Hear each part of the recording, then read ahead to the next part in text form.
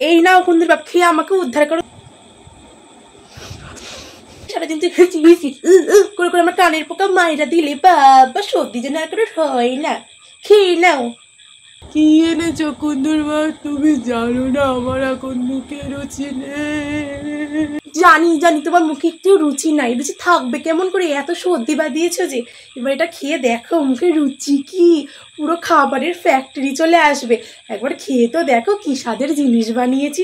কি এমন খাবার? আগে খাও তারপর বলবো কি। নাও।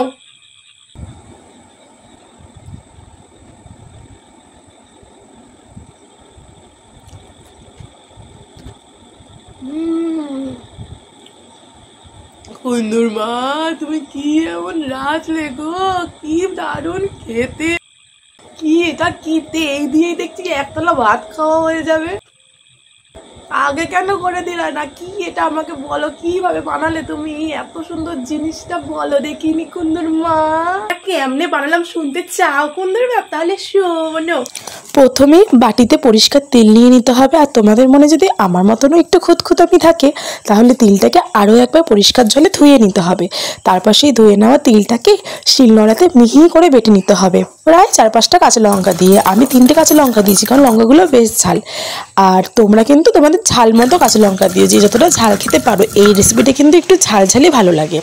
তারপর বাটির মধ্যে তিলটা ভালো করে মিহি করে বাটা হয়ে গেলে সেই বাটাটা তুলে রাখতে হবে। আর দেখো আমার কপাল দেখো, কি ঝমঝমিয়ে বৃষ্টি পড়ছে আর তার মধ্যে কারেন্টটাও চলে গেল। তাতে কি হয়েছে? ভিডিও কি থামবে? একদমই না। তারপর তিল বাটাটার মধ্যে পেঁয়াজ কুচি, সামান্য লবণ আর একটুখানি চিনি দিয়ে নিলাম। তারপর ভালো করে মেখে নিলাম। এবার তো আমার তিল বাটাটা ভাজার জন্য পারফেক্ট। এবার কড়াইয়ের মধ্যে তেল গরম করে নিলাম। সর্ষের তেল হতে হবে কিন্তু, তাহলে কিন্তু বেশি টেস্ট হয়। তারপর তেল গরম হলে মিডিয়াম ফ্লেম করে তিলগুলোকে মানে তিল বাটাটাকে বড়া শেপ করে করে ভেজে নিলাম। আর হালকা বাদামি করে কিন্তু ভাজতে হবে, লালচে বাদামি হলে তাহলেই তুলতে হবে। আর মিডিয়াম ফ্লেমেই কিন্তু ভাজতে হবে, নাহলে ভেতরটা কাঁচা থেকে যাবে, তাহলে কিন্তু ভালো লাগবে না। আর হ্যাঁ, অবশ্যই খেয়াল রাখতে হবে ভাজার সময় কিন্তু খুব সাবধান, কারণ এই তিলের বড়াটা না লেগে যাওয়ার সম্ভাবনা থাকে। তাই জন্য ধীরে সুস্থে ধৈর্য সহকারে ভাজতে হবে।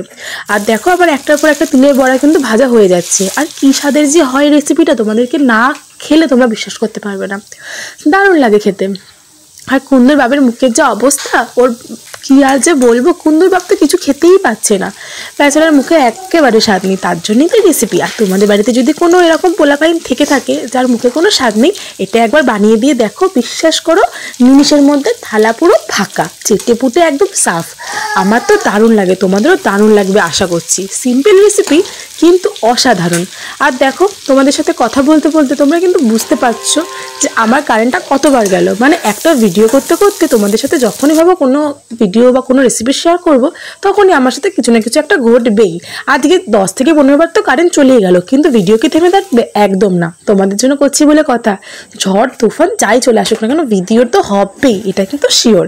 যাই হোক, তোমাদের জন্য কিন্তু এত কষ্ট করে ভিডিওটা করছি, তোমরা কিন্তু জানাও তোমাদের ভিডিওটা কেমন লাগলো। আর না হলে কিন্তু আমি খুব কষ্ট পাবো।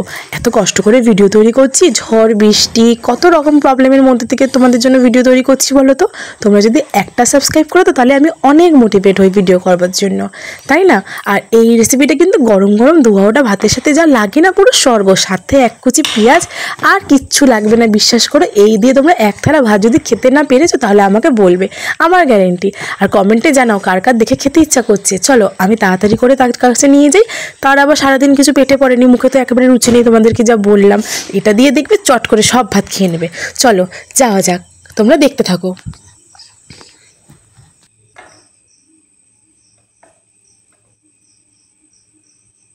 তো বন্ধুরা তোমরা শুনলে তো, খাসা হয়েছে কিন্তু। কুন্দুর মায়ের হাতে জাদু আছে বলতে হবে।